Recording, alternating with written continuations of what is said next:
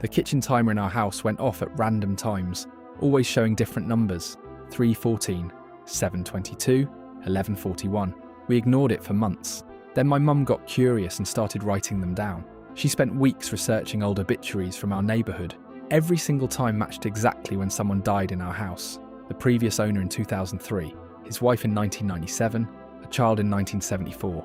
We decided to stay awake for the next alarm. It went off at 2:36, but this time it kept counting down. We realised it wasn't showing when people died, it was showing when we would.